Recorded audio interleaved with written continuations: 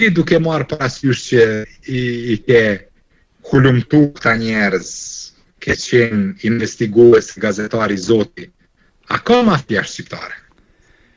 Shiko, është një debat që ne mes kolegëve të kronikës e bëjmë thuajse gjithmonë. Në termin e mafjes klasike, unë nuk mendoj se jemi.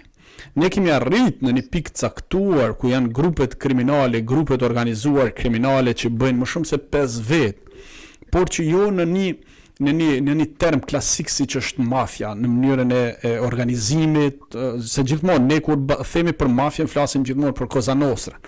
Mos të arrojmë që vetëm pak ditë më parë, FBI bëri një goditje këtu në Shtetet e Bashkuara të Amerikës, ku familja Gambino, Luciano, Crazy, akoma vazhdonin në qarkullim, po themi në Shtetet e Bashkuara, të organizimit të lojrave të fatit me lojtarë të NBA-s.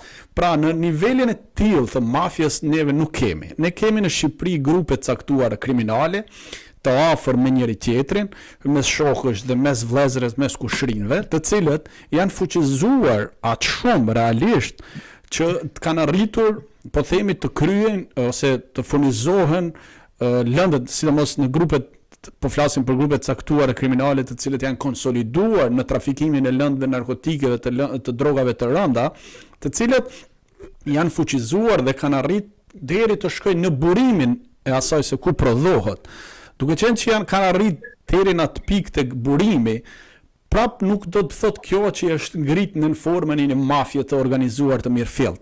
Pra ne funksionojmë me grupe mes shoqërisë, mes njerëzve të njohur, por jemi të dhunshëm, kjo pranohet nga gjitha grupet tjera kriminale, jemi njerëz të dhunshëm dhe njerëz të cilët mundohen, po themi, të kryejnë veprime që ndonjëherë dhe grupet tjera kriminale kanë shfrytzuar shtetat shqiptar në grupet kriminale të tyre jashtë vendit, por të arrijmë në kategorinë e mafjes nuk mendoj që ne jemi, por jemi në grupet caktuara shqiptare kanë arritur, sidomos disa nga Shqipëria, po ka edhe nga Kosova, të cilët janë konsoliduar tashmë në aspektin financiar dhe vetëm pak muaj më parë është godit një grup i cili kishte nisur nga vendet të Amerikës Latine 24 ton kokainë. Pra 24 ton kokainë të nisin 2 ose 3 persona shqiptar është një arritje e madhe, po themi, në botën e krimit organizuar. Një sukses. Një sukses i madh në botën e krimit organizuar, sepse nuk është 24 kg, është 24 ton, që vlera e saj shkon me miliarda dollar në shitjen e saj në tregun me pakicë, po themi, në Evropë. Ka grupe caktuara kriminale shqiptare të cilët kanë investuar tashmë në Shqipëri, kanë investuar në ndërtime, kanë investuar në kompani nafte, kanë investuar në ngrojet, po themi, në këto kompanitë e mëdha të cilët po investojnë në Shqipëri, ngro diellore, si quhen këto me bazat, por ideja janë të fuqizuar, kanë buxhet të madh financiar. Qeveria Rama bëri një tentim që paratë e këtyre për t'i tërheqë, por sa më shumë në Shqipëri që të bënte atë amnistin fiskale, e cila u kundërshtuan nga Bashkimi Evropian, nga strukturat caktuara, por grupet shqiptare janë të fuqizuar dhe kanë buxhet jashtëzakonisht të madh financiar, të cilën gjithmonë e kanë siguruar në bazë të trafiqeve të mëdha të lëndëve narkotike. Kohët e fundit në Shqipëri ka grupe caktuara të cilat marrin edhe tendra publik për punë publike. Nuk e di, në Kosova kanë arritur deri në këtë pikë, por në Shqipëri kanë arritur, që është e vërteta. Lejet e ndërtimit akoma nuk kanë vendosur, po themi, grupet kriminale për të ndarë zonat e caktuara se ku të lejohet ndërtimi dhe ku mos lejohet ndërtimi. Ka arritur deri në atë pikë njemi ku grupet kriminale po ndërtojnë në Tiranë, por nuk mund të them konkretisht që ja kanë arritur në atë pikën që të caktojnë se cilën zonë do ndërtohet, cilën zonë nuk do ndërtohet, siç mund kanë ndodhur këtu në Amerikë apo në vende ndryshme nga grupet mafioze, siç thashë Cosa Nostra e të tjerë. Nuk e di atë mjafton, a isha i qartë në ato, por... Ja, më shumë se i qartë.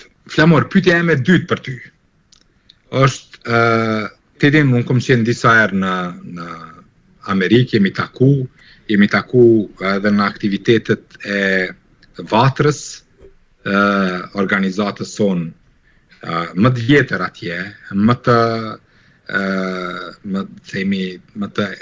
stabile më afatgjate e tjera. Bashkë në një bashkëbisedim në një purobar me ty, nuk e harroj asnjëherë, ne u dakorduam që funksionimi jon si komb është jashtëzakonshëm kur ne jemi në një betejë caktuar, kur jemi në luftë, kur jemi përballë sfidave të mëdha si komb, atëherë jemi solidar, ndihmojmë, përkrahim, financojmë UÇK-n, financojmë qeverinë e përkohshme, nuk e kemi problem me nda edhe nga buka e gojës në mënyrë që Kosova e Shqipnia e troje tona me hec mirë mbar. Për disi më duket se jemi bashkë dakordu që në kohë paqeje, në rrethana normale, atëherë kur do duhet kishim një, si me thonë, po ashtu organizim me vigjilencë, ne çalojmë pak. Nuk kemi, si me thonë, fonde stabile për fëmijë që kanë nevojë për trajtim në Shtetet e Bashkuara të Amerikës. Nuk kemi ndonjë fond stabil për përkrahjen me bursat studentëve të dalluar profesioneve në mungesë në troje tona.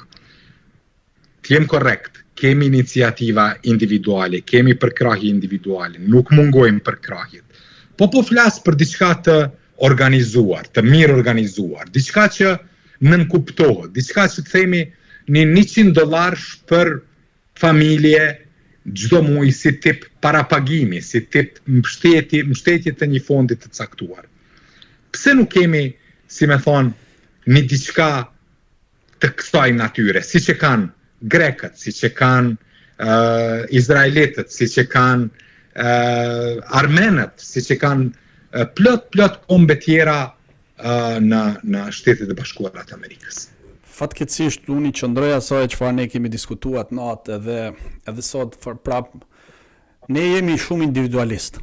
Flas si shoqëri shqiptare, vetëm sidomos në rastet e organizimeve dhe gjërave të tilla. Ajo ndjesia e patriotizmit ndoshta nuk kam në diçka që të mas që kush jemi më patriot, ne nga Kosova apo nga Shqipëria, që është e vështirë ta theksosh një gjë të tillë, edhe pse shumë njerëz mundohen ta interpretojnë, duke qenë që neve kemi më të vuajtur pjesën e shtetbërjes të Kosovës, sidomos që erdhi vonë në një farë mënyrë 99 që u çlirua. Neve akoma vazhdojmë atë ndjesinë e patriotizmit pak më të theksuar, pavarësisht që dikujt mund mos t'i pëlqej. Në rastin e kur ndodhesh në vende të caktuar, siç jemi emigrant në Shtetet e Bashkuara të Amerikës apo vende të tjera, shoqëritë shqiptare e kanë më të vështirë, po themi, grumbullimin ose funksionimin si të një grup i përbashkët. Shpesh ndodh që edhe duke qenë që u angazhova edhe te Vatra bashkë me miqtë tanë përbashkët që kemi mentorin e shumë djemë tjerë, e vunë me duke faktin që është pak problematike që vuaj me këtë kompleksitetin që pse ti dhe pse unë jo, pse ai tjetri po, pse ky tjetri jo. Të zeni shembull, ndoshta nuk është ndoshta mirë, nuk do t'i vije disa njerëz për të thënë. Në Boston ishte kriju shoqata Kosova, e cila ishte krijuar një grup i caktuar shqiptar të Kosovës për të mbledhur një fond caktuar që larg qoftë në raste në vdekjesh të kenë një buxhet caktuar për dërguar familjarët e tyre dashur për t'i varrosur në Kosovë. Si çfarë po ndodh? Më shumë se 5 vjet ky fond është bllokuar në bankë. Pse? Sepse ne nuk bëhemi bashkë 3 vjet që të zgjedhim një person i cili duhet ose në cilit ne i besojmë që ky njeri ka dhënë prova në administrimin e një biznesi caktuar këtu në Shtetet e Bashkuara të Amerikës apo në një organizim të tillë në jetën e tij publike, që të japim të drejtën ky që të menaxhojë dhe ta drejtojë si organizim.